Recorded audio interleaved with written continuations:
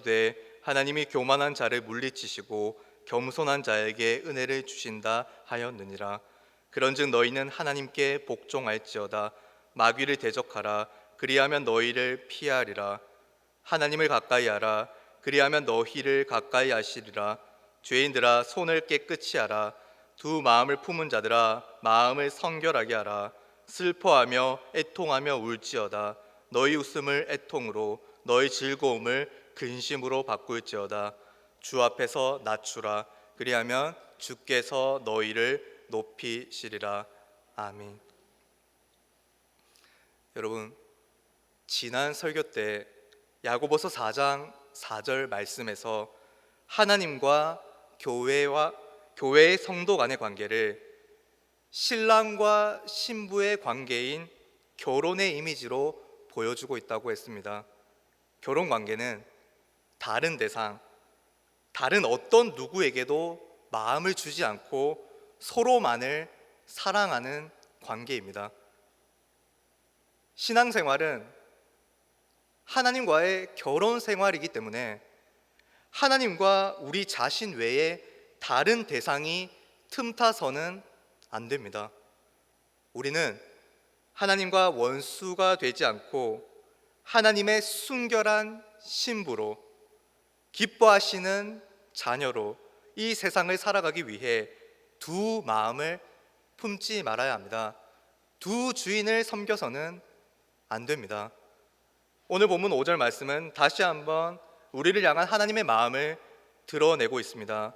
하나님이 우리 속에 거하게 하신 성령이 시기하기까지 사모한다. 하나님은 우리를 결혼한 아내로 생각해서 한 마음으로 우리를 깊이 갈망하시는데요.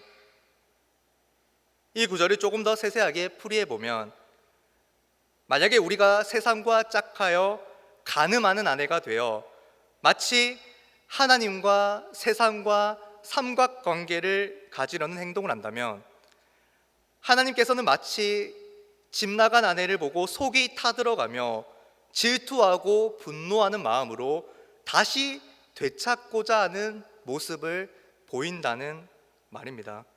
이 모습이 무엇을 말해주나요?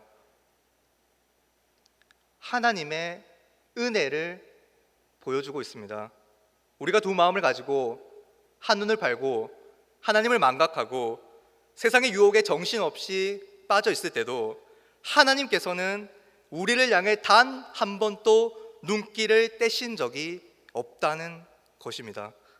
오늘 말씀을 통해 우리를 향한 하나님의 갈망을 깊이 생각하며 하나님을 배반하지 않기 위해 겸손한 태도를 취하는 저와 여러분 되기를 소원합니다. 6절을 다시 한번 읽도록 하겠습니다. 야고보서 4장 6절 말씀 함께 읽습니다. 그러나 더욱 큰 은혜를 주시나니 그러므로 일렀으되 하나님이 교만한 자를 물리치시고 겸손한 자에게 은혜를 주신다 하였느니라. 5절에 우리를 향한 하나님의 마음을 엿볼 수 있었는데요, 6절에서는 우리에게 은혜를 주시는 하나님이 어떤 방식으로 더욱 큰 은혜를 주시는지 서술하고 있습니다. 하나님께서는 교만함을 물리치고 겸손해지는 자에게 은혜를 주신다고 합니다. 하나님의 놀라운 은혜, 한없는 은혜를 받기 위해서는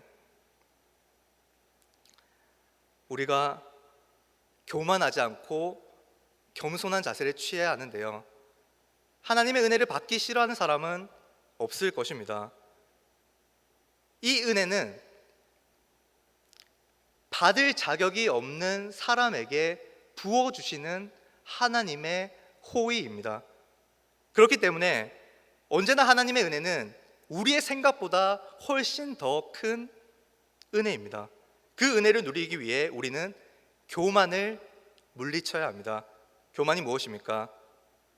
교만은 우리를 자기 중심적으로 살게 만듭니다. 우리 자신이 하나님의 자리에 올라가는 거죠. 교만은 우리에게 필요한 것보다 훨씬 더 많은 것을 욕망하게 만들어 아주 교묘하게 우리 마음을 비틀어서 우리가 죄를 회개하려는 마음을 품지 못하게 만듭니다. 이는 하나님을 기쁘시게 하려는 마음을 자꾸 옅어지게 만듭니다. 그렇기에 우리는 교만과 맞서 싸워야 합니다. 하나님께 반역하는 우리의 자아와 우리는 싸워야 합니다. 악한 욕망, 교만과 싸우는 방식은 바로 겸손입니다. 겸손은 자기를 낮추는 방식입니다. 겸손은 성도들이 자기 안에 있는 정욕과 죄와 맞설 용기를 얻게 만듭니다.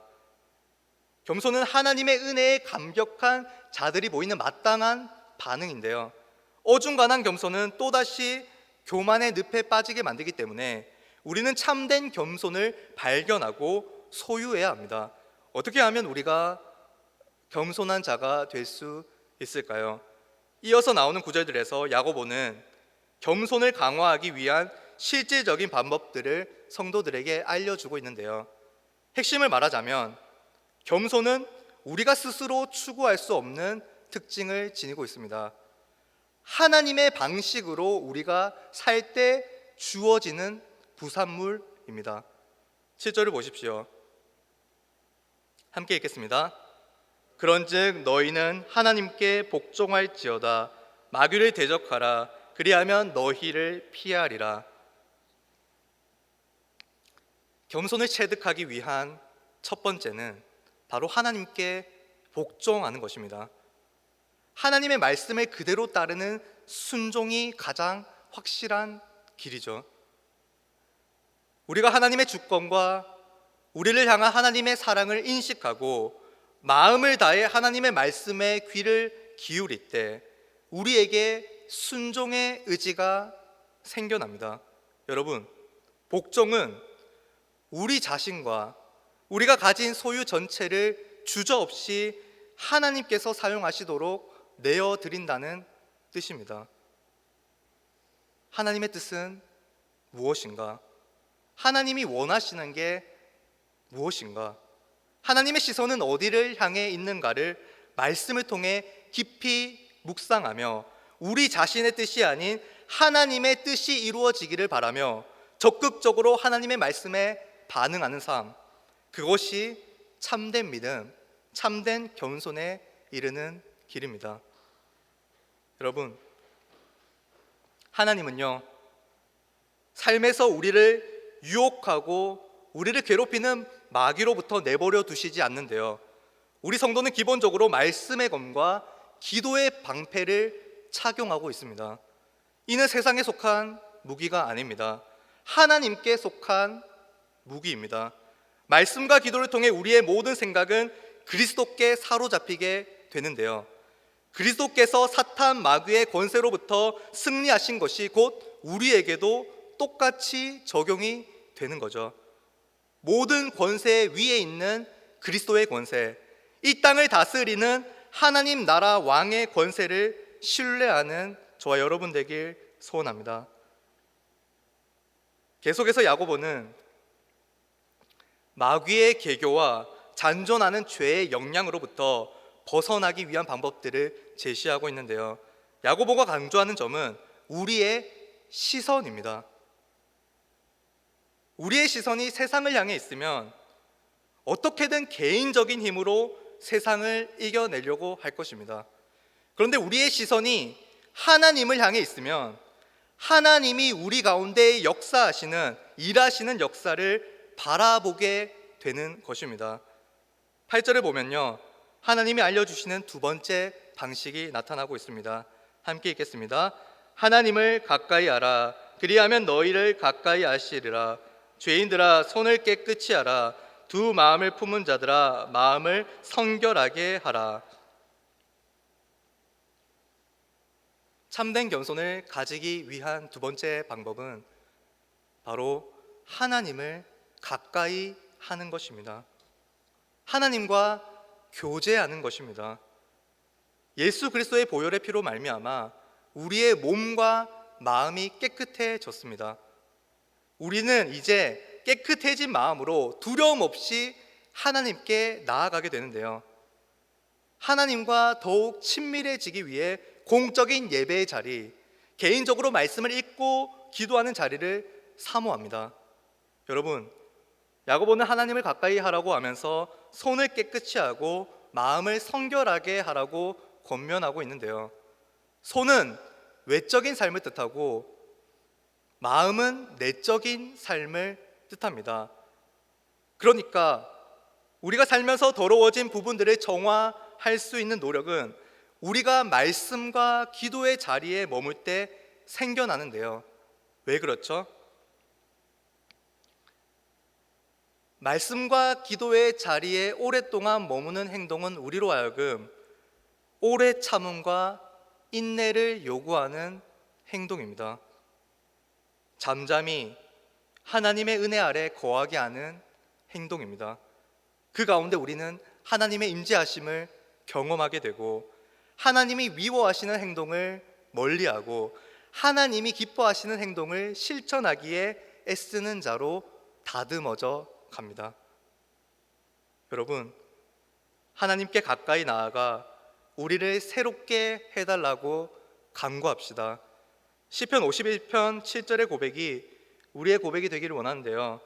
시편 51편 7절에 이렇게 시인이 고백하고 있습니다. 웃을초로 나를 정결하게 하소서. 내가 정하리이다. 나의 죄를 씻어주소서. 내가 눈보다 희리이다. 마지막으로 겸손한 자가 되기 위한 방식은 무엇일까요? 오늘 본문 9절을 읽도록 하겠습니다. 야고보서 4장 9절 말씀 함께 읽습니다. 슬퍼하며 애통하며 울지어다. 너희 웃음을 애통으로 너희 즐거움을 근심으로 바꿀지어다. 야고보는 역설적인 표현으로 말씀을 듣는 성도들에게 충격을 줍니다. 슬퍼하며 애통하며 울지어다. 여기에는 기본적으로 심판에 대한 생각이 자리 잡혀 있습니다. 하나님의 말씀대로 순종하지 않으면 하나님께서 버리실 것이라는 두려움, 하나님을 가까이 하지 않으면 하나님께서 우리를 완전히 영원히 멀리 하실 것이라는 두려움, 하나님 없이 살면 세속의 욕망의 끝은 결국 허무함과 비참함이 찾아올 것이라는 두려움. 이 두려움은 하나님을 향한 경외의 표시이기도 합니다. 또한 슬퍼하고 애통하며 우는 행동은 우리의 영혼의 갈등을 보여주는 표현인데요. 영적으로 민감한 사람들은 갈등을 마주합니다. 하나님을 갈망하는 자들은 자신이 죄에 대해 죽어야 한다는 사실을 인지합니다. 그래서 죄에 대해 죽고 하나님에 대해 살아있는 자로 변화하는 과정 속에는 괴로움과 고통이 따를 수 있습니다. 고난을 통과해야 생명이 찾아오기 때문에 그 속에서 우리는 처절하게 울고 애통하며 참된 기쁨을 얻기 위해 몸부림칩니다. 주여, 저를 내버려 두지 마소서. 주여, 저를 놓지 마소서. 주여, 저의 죄가를 아오니 저의 죄가 하나님 앞에서 가증스러운 것인 줄 아오니 애통하는 심령으로 회개합니다. 용서해 주옵소서.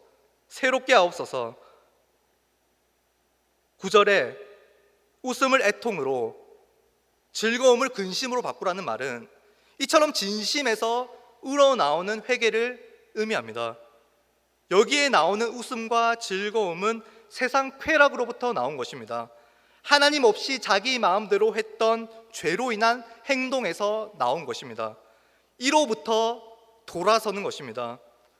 죄를 깨달은 순간에는 슬퍼하며 회개해야 합니다. 우리가 애통하는 심령으로 죄를 바라보고 죄를 가지고 하나님께 나아가 하나님이 부어주시는 은혜 안에서 기쁨의 자리로 나아갈 수 있습니다. 우리 죄를 용서해 주시고 우리의 허무함과 두려움과 방탕한 삶에서 건져 주실 분은 하나님밖에 없습니다. 우리는 겸손해지기 위해 인간의 연약한 일상생활 속에서 반드시 애통하는 심령을 소유해야 합니다. 오늘 본문 10절을 읽고 말씀을 정리하겠습니다. 4장 10절 말씀 함께 읽습니다. 시작. 주 앞에서 낮추라. 그리하면 주께서 너희를 높이시리라. 여러분, 우리는 주님 앞에서 우리를 낮춰야 합니다.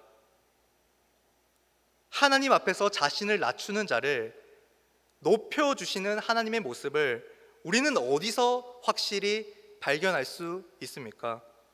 그것은 바로 예수님의 십자가입니다. 죄가 없으신 성자 예수님이 우리를 너무도 사랑하셔서 죄인인 우리를 대신하여 십자가 죽음으로 죄를 뒤집어 쓰시고 우리를 구원해 주셨습니다. 예수님의 낮아지시는 모습이죠. 그리고 예수님은 사흘 만에 부활하시고 승천하셨습니다. 부활과 승천이 바로 하나님께서 예수님을 높이시는 모습이죠. 예수님이 친히 보여주신 이 역설이 바로 하나님만을 온전히 사랑하는 겸손함의 표현이며 이웃을 내 몸과 같이 사랑하는 겸손함의 극치입니다. 여러분, 그리스도 예수의 마음이 바로 온유하고 겸손한 마음인데요, 우리는 이 마음을 예수님을 믿음으로 배우게 됩니다. 우리는 말씀을 통해 예수님을 인격적으로 만나고 예수님을 닮아가며 예수님이 늘 기도의 자리에서 하나님과 교통하셨던 것처럼 자기 죄를 위한, 마주하는 이웃을 향한 애통하는 심령을 가지고 하나님 앞에 서게 됩니다. 그때 살아있는 생명의 말씀이 우리 가슴과 우리 삶 속에 심겨져 하나님을 향한 마음, 그리고 세상 혹은 자기 자신을 향한 마음, 이 두 마음으로 나뉘어졌던 마음을 한 마음으로 통합시켜 줍니다. 예수 그리스도를 통해 보여주신 하나님의 놀라운 긍휼과 사랑이 우리 심령의 폭포수처럼 쏟아져 계속해서 하나님을 외면하고 하나님을 배반하고 세상 속으로 달려나가는 우리의 고집이 그 크신 사랑으로 인해 녹아집니다. 이젠 하나의 마음, 전심으로 하나님이 기뻐하시는 방향을 향해 묵묵히 성실히 걸어갑니다. 하나님의 신실한 사랑은 전적으로 부패해 있던 우리를 전적으로 자유롭게 치유케 하십니다. 하나님의 사랑 안에서 참된 자유를 누리며 늘 겸손한 마음으로 하나님 앞에서 깨끗한 신부로 단장하기 위해 애쓰는 저와 여러분 되길 소망합니다. 여러분, 낮아집시다. 어디까지 낮아져야 할까요? 하나님이 원하시는 부분까지 낮아져야 합니다. 언제까지 낮아져야 할까요? 하나님이 높이실 때까지 낮아져야 합니다. 그런데 우리의 확신은 하나님께서 반드시 낮아진 자를 높이신다는 것입니다. 로마서 8장 18절에서 이렇게 말씀하고 있습니다. 생각하건대 현재의 고난은 장차 우리에게 나타날 영광과 비교할 수 없도다. 아멘. 함께 찬송하고 기도드리겠습니다. 찬송가